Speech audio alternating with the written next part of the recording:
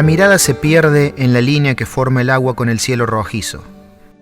Tantas tardes, madrugadas y noches ha pasado el poeta tratando, infructuosamente, de resumir la belleza para encontrarla de golpe, como una epifanía, en el borde salado de una laguna del llano. Mar Chiquita es inmensidad.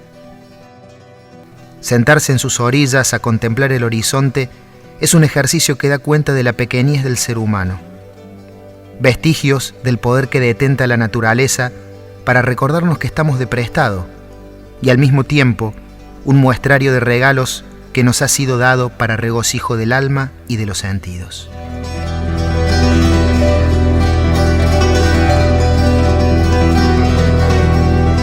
Mar Chiquita es vida.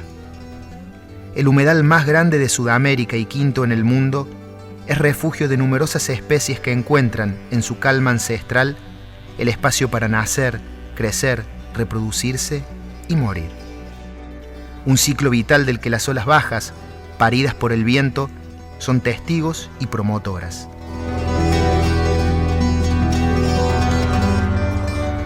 Y no solo es hogar de los flamencos, dueños por mayoría absoluta de sus costas y recovecos. Anfibios y peces, coipos, carpinchos, corzuelas, pecaríes y zorros se disputan las porciones de su riqueza.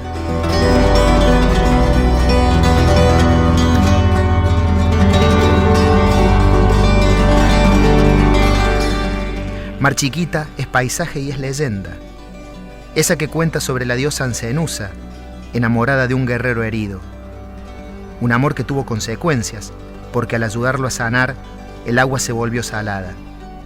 Indicios que dan la tradición y la cultura ancestral para advertirnos que, en ocasiones, la vida es un plato agridulce.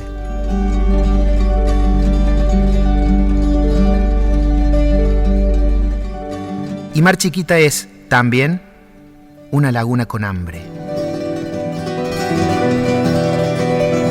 Cada jornada alimenta su voracidad luego de que la luz haya hecho su trabajo. Quienes viven bajo su cobijo, espiándola permanentemente, son testigos privilegiados y mudos de cómo se traga el sol en cada atardecer.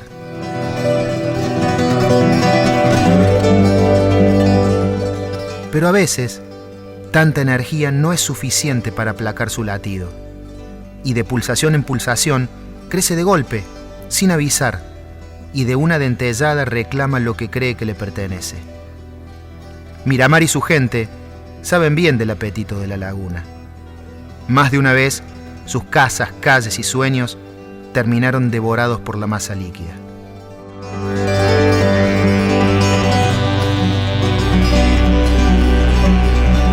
Cuando la década del 50 del siglo XX daba sus últimos pasos, Mar Chiquita dio un aviso de su hambre. Y 3 décadas después, decidió que no quería esperar más, y en sus urgencias de voracidad dejó a casi todo el pueblo sumido bajo sus saladas aguas.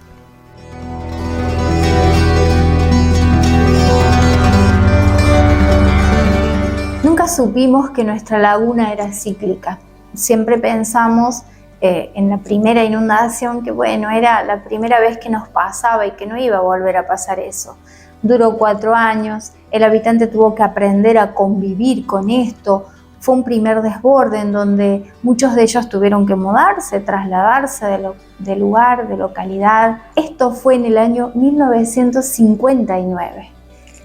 Inexplicable esto de que la laguna subiera para aquellos habitantes que habían construido todo pegadito a la laguna Mar Chiquita como buena localidad turística y ribereña.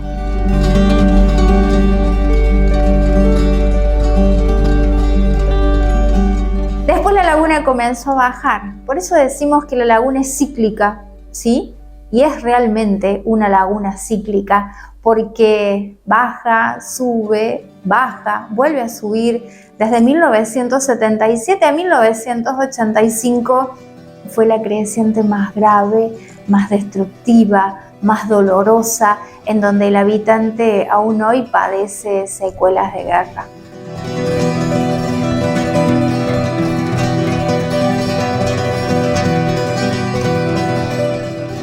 El calendario marca que fue 1977 el año de la gran inundación.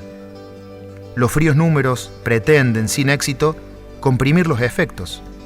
37 manzanas desaparecieron y con ellas 102 hoteles y 200 casas.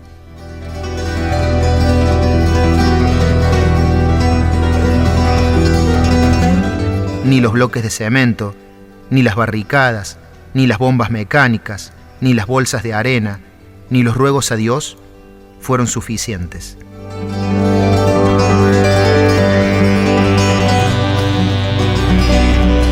Y el hombre, otra vez, como siempre, bajó la cabeza y retrocedió sobre sus pasos, reconociendo la derrota ante el avance del agua. En poco tiempo, la cuenca que habita la diosa Ancenusa creció más de la mitad. Secuelas de guerra es tener miedo a revivir un gran dolor. Ante un viento norte fuerte, ante periodos de muchas lluvias, el habitante empieza a pensar ¿qué irá a hacer hoy la laguna? ¿Será cierto que la laguna tiene una cota máxima de crecimiento y no nos va a volver a inundar? ¿O estaremos ahí pensando que no va a pasar nada y que realmente en algún momento va a llegar? A eso le decimos nosotros secuela de guerra, en donde el miramarense, sobre todo el miramarense mayor y que ha perdido 3 veces todo, sigue con ese miedo, más allá de los estudios, más allá de que científicamente esté comprobado que la laguna tiene una cota máxima.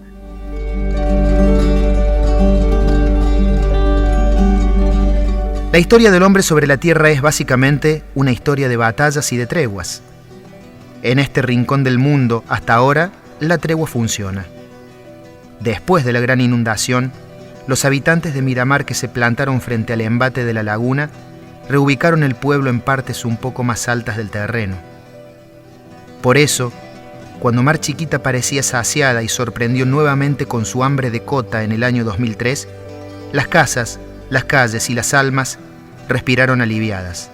Aunque hubo daño, las tierras ganadas por el agua en su mayoría fueron otras. Si hay algo que la Mar Chiquita le dejó al habitante es esta enseñanza inmensa de aprender a convivir con ella.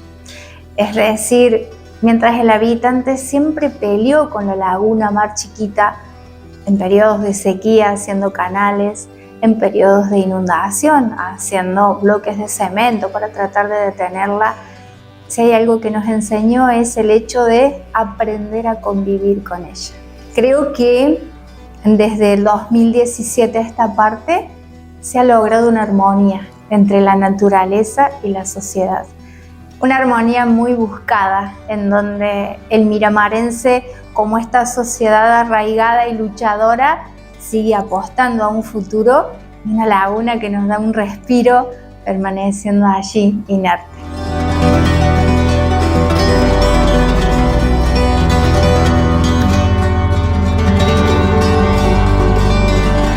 Hay algo más que se demuestra en esta parte del noreste cordobés, y es que la profundidad de las cosas muchas veces no se condice con lo que las cosas albergan. Gran parte de la laguna no tiene más de 1 metro de fondo, de manera que el observador se ubica ante una grandeza dada por extensión y no por abismo.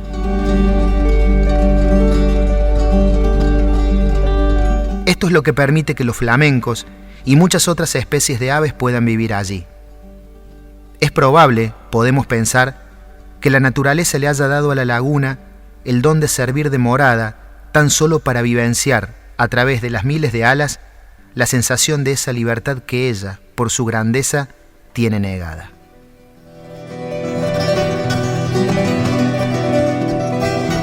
Tan grande es Mar Chiquita que esa flagrante contradicción entre el adjetivo de su nombre y la superficie que abarca tuvo el poder para resignificar la palabra ruina.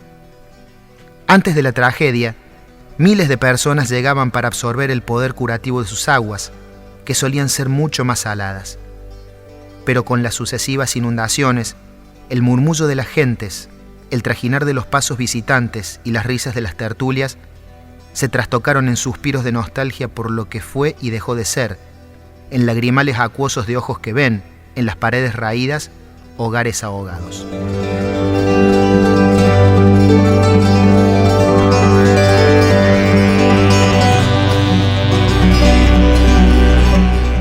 encontramos frente a la vivienda que hace varios años, junto con mis padres, tuvimos que abandonar porque el agua se fue acercando y ya era imposible continuar viviendo. Yo en esa época tenía 15 años y bueno, en plena juventud, no recuerdo mucha tristeza. Sí, lo que recuerdo es la nostalgia, ¿no?, de mis padres, sobre todo mi papá, que había luchado tanto por tener su vivienda. Una de las cosas que él siempre nos recordaba era lo importante que es para una familia tener una vivienda. Bueno, lo habíamos logrado hacía 6 años, la habíamos construido y bueno, recuerdo esa nostalgia, ¿no?, de ver a mi papá con sus ojos brillantes el día que tuvimos que retirarnos y hacer la mudanza. Visité hace poquitos, cuando el agua empezó a retirarse, a ver las ruinas de la casa y descubrí los colores con que estaban pintadas las habitaciones, tanto de mis padres como la mía.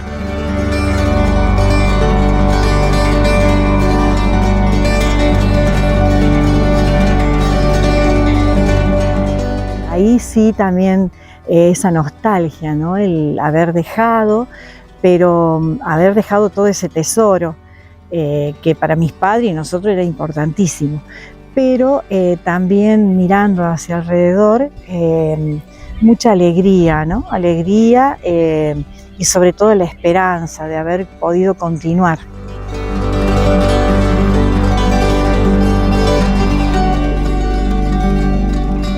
Pero sobre esas ruinas, sobre esos cimientos embarrados y maltrechos, Miramar y su gente fabricaron un futuro hecho de las tristezas cicatrizadas.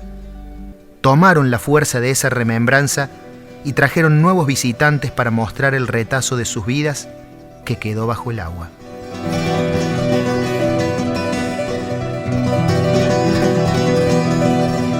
La laguna, si bien nos quitó cosas, nos dio otra y también algo muy bello que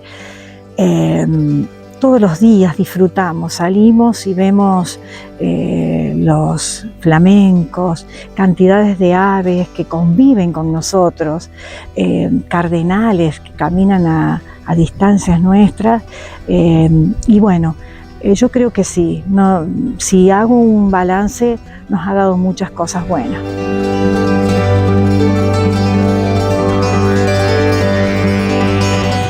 También recuerdo unas palabras de mi padre que al salir con la mudanza me dijo: bueno, hija, recordá siempre que después de un atardecer siempre nos espera un bello amanecer. Y yo creo que Miramar en eso reside, ¿no? La lucha, es un pueblo que continuamente no se detiene.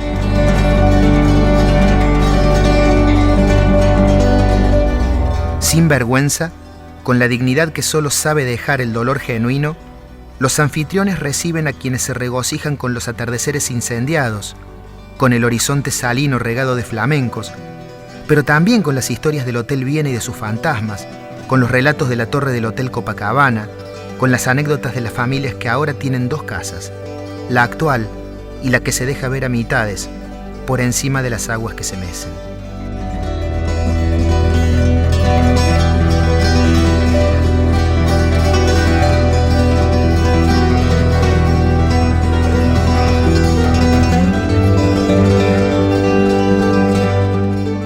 Yo no recuerdo o visito ahora nuevamente las ruinas y no siento tristeza. Sí destaco el tema de esperanza, porque imagínate si nos hubiésemos quedado con todas estas ruinas y ahora comparándolo con el pueblo pujante que tenemos, eso destaca que nos ha movido la esperanza a continuar caminando, a despertar todos los días, a volver a empezar cada mañana y bueno, es el resultado que hoy podemos disfrutar a este Miramar renaciente. Así que yo en ningún momento siento esta tristeza. Creo que Dios nos ha puesto en nuestra localidad un montón de dones que bueno, la gente de Miramar, el habitante de Miramar, los sabe descubrir y yo estoy segura que vamos por mucho más.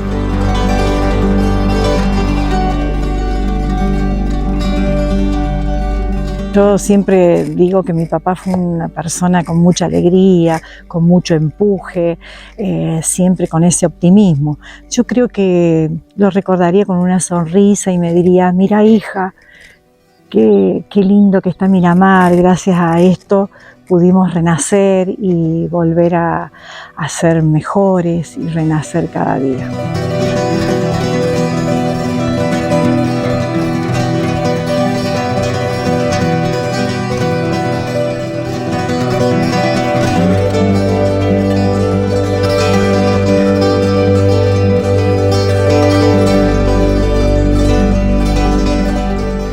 Ruinas magnéticas, atrapantes, ruinas que es lo que queda de un banquete trágico del que la laguna fue única comensal. Ruinas que se erigen recortadas pero firmes, más allá de que en 1978 fueron dinamitadas en su mayoría. La tosudez de esas columnas quizá constituyan una forma de exorcizar el pasado para que se mantenga la tregua y laguna y gente puedan transitar el tiempo en paz.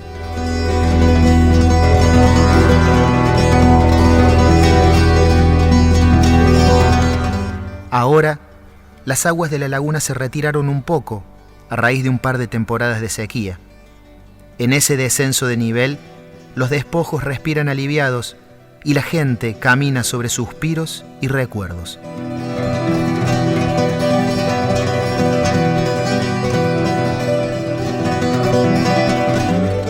Será hasta que la diosa Ancenusa clame por agua y sea correspondida en su reclamo.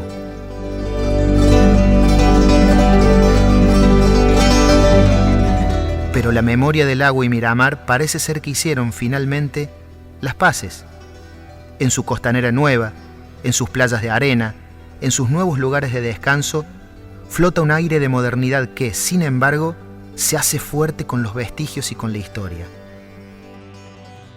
Y aunque la laguna siempre cambia, se transforma, se convierte, el destino de mutuo convivir parece sellado.